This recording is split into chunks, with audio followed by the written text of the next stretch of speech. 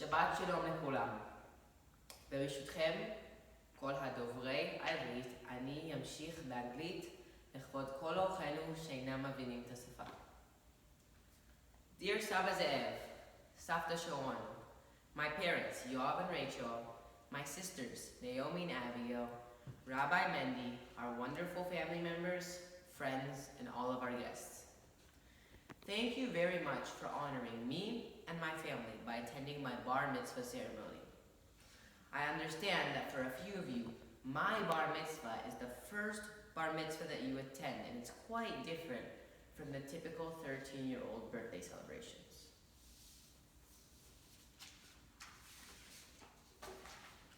The name of our biblical parasha is Vayelech. The story in the center of this biblical chapter describes Moses, or Moshe, as he begins his separation from the people of Israel. Moshe tells his people that he will not cross the Jordan River with them.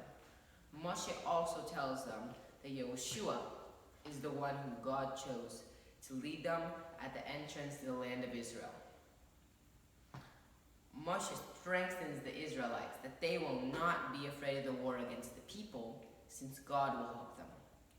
Moshe writes the Torah and gives it to the Kohanim and the elders of the people to keep it. He also commands them that once every 7 years at Sukkot, they will bring the whole people to the temple and read the Torah. As I reflect on this week's parasha, I want to focus on two important aspects for me. The first is that Moshe's separation from the people.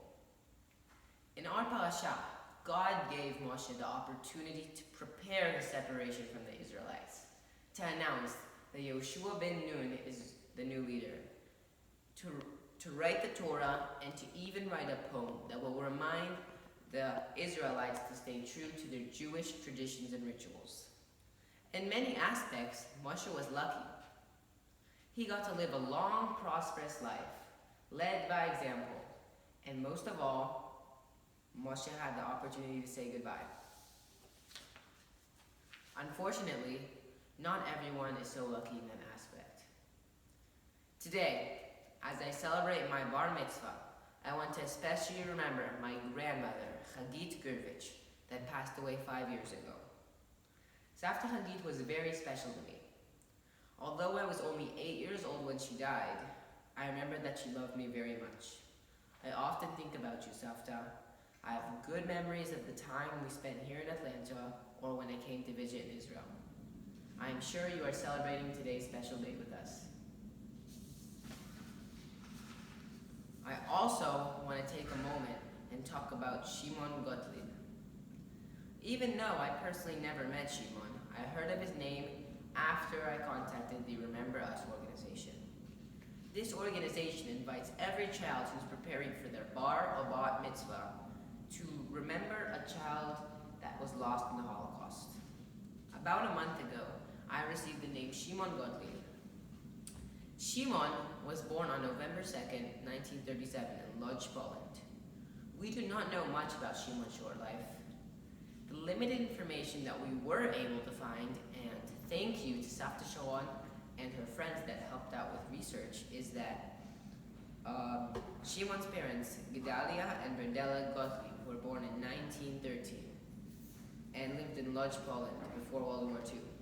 It seems that once the situation in Lodz got complicated, Gedalia and Brendela sent little Shimon to live with his grandmother and his cousin Shimon Meir.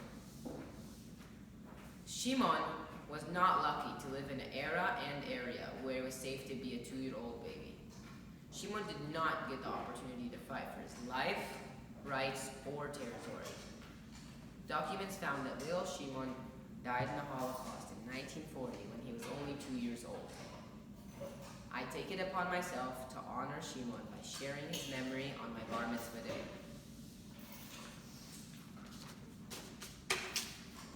The second aspect that I have decided to reflect upon is the passing of responsibility from one generation to the next. God decided that Yehoshua will be Moshe's successor.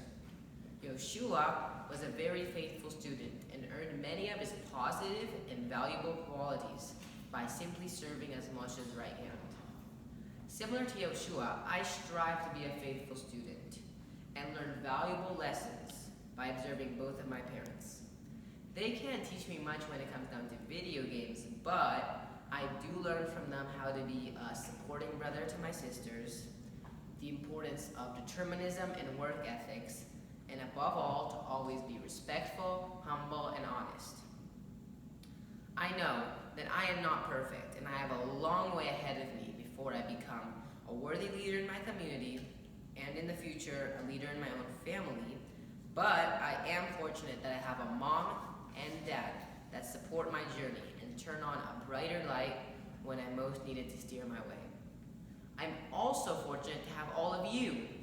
Each and every one of you has contributed to me, directly or indirectly, by sharing experiences with my parents.